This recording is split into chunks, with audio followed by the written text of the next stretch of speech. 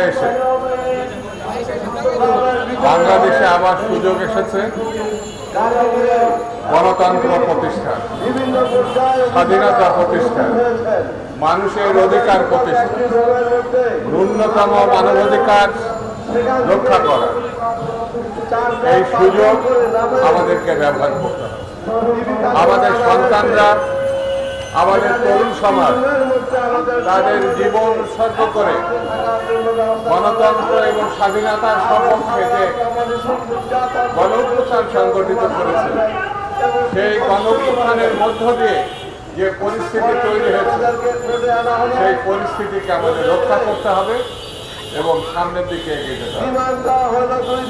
যারা গত 17 বছর ধরে গণতন্ত্র বিরোধী ভূমিকা পালন করেছে, ছাত্র জনতার উপরে গুলি চালিয়ে মানুষ হত্যা করেছে, সর্বশেষ গত 1 মাসের যে আন্দোলন সংগ্রাম, সেই আন্দোলন সংগ্রামে যারা শহীদ হয়েছে, সেই গুলি চালিয়ে নির্মমভাবে হত্যা করেছে।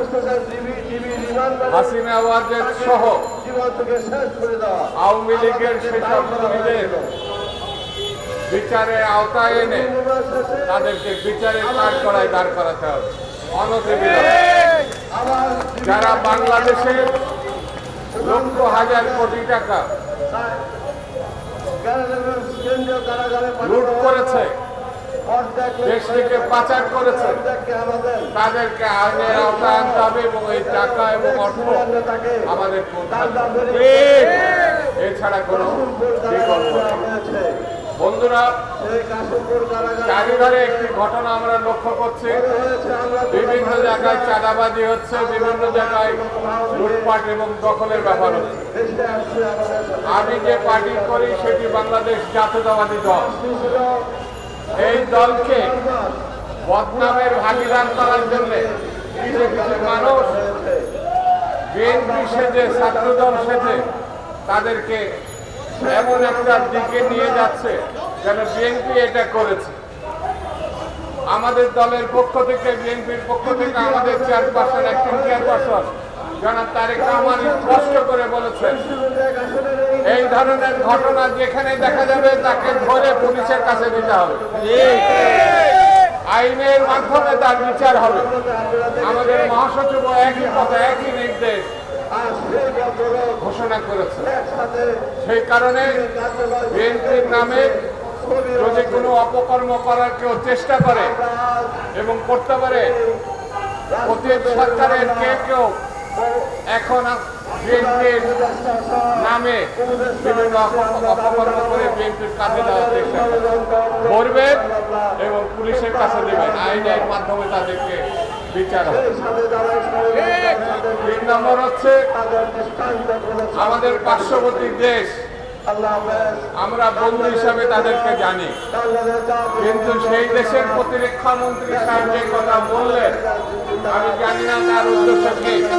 তার দেশের নিরাপত্তা, তার দেশের সার্বভৌমত্ব রক্ষা করা তাদের দায়িত্ব, কিন্তু সেটি যদি উদ্দেশ্যপূর্ণ হয়, শান্তিপূর্ণ দেশ বাংলাদেশ, সেই দেশকে গাজার সঙ্গে তুলনা করা, সেই দেশকে ইসরায়েলের সঙ্গে তুলনা করা, ইউক্রেনের সঙ্গে তুলনা করা, এটা বোধহয় তারা ঠিক করে না।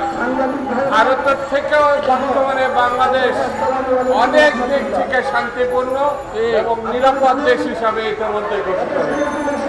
সেই জন্য আমি বলবো, অনতিবিলম্বে সরকারের পক্ষ থেকে আমাদের সেনাবাহিনীকে অর্ডার দেওয়া, তারা যেন তৈরি থাকে, দেশবাসীকে সংগঠিত করে এই দেশের পুলিশ, বিডিআর, সেনাবাহিনী এবং জনগণ এক সময় পাকিস্তান হানাদার বাহিনীর বিরুদ্ধে মুক্তিযুদ্ধ করে যেমন বাংলাদেশের স্বাধীনতা এনেছিল, ঠিক তেমনি তারা বাংলাদেশের স্বাধীনতা রক্ষা করবে এবং সেটি গত 1 মাস আগে আমরা সেটা দেখেছি।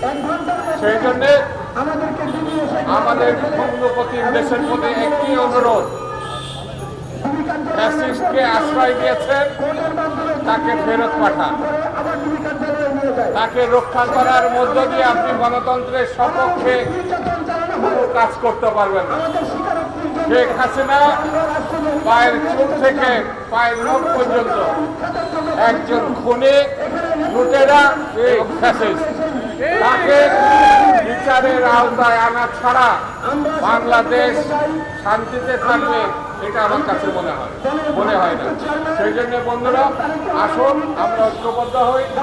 বাংলাদেশ রক্ষার প্রশ্নে, গণতন্ত্র প্রতিষ্ঠার প্রশ্নে, স্বাধীনতা প্রতিষ্ঠার প্রশ্নে যেমন অতীতে আপনারা ভূমিকা পালন করেছেন, আগামীতে সেই ভূমিকা পালন করবেন, এই প্রত্যাশা ব্যক্ত করে সকলকে ধন্যবাদ জানিয়ে আমি আমার বক্তব্য শেষ করছি। বাংলাদেশ